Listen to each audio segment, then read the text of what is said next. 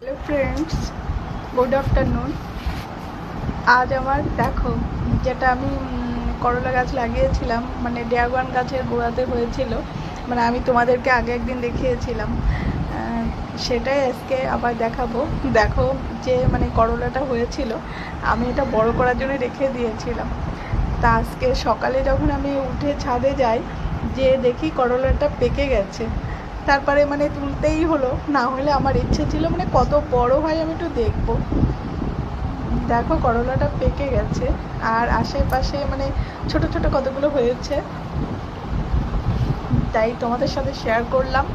মানে আসলে প্রথমে যখন করলাটা হয়েছিল তখনও আমি তোমাদেরকে দেখিয়েছিলাম, আর আজকেও মানে দেখাচ্ছি। দেখো, পেকে গেছে। এটা কিন্তু খুব বড় জাতের করলা, ঠিক আছে, বাড়িতে এনেছিল, আমি সেই দানাই ফেলেছিলাম ড্রাগন গাছের গোড়াতে। এবার আমি ভেবেছি হবে ওখানে অনেক করলা হবে, কিন্তু না, এই একটা বড় হয়েছে আর ছোট ছোট কয়েকটা বেরিয়েছে।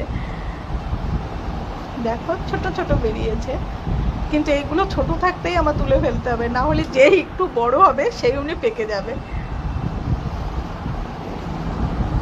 কে কে খাবে করলা ভাজা? সবাইকে দিয়ে খাবো, কিন্তু কালকে ভাজবো এটা।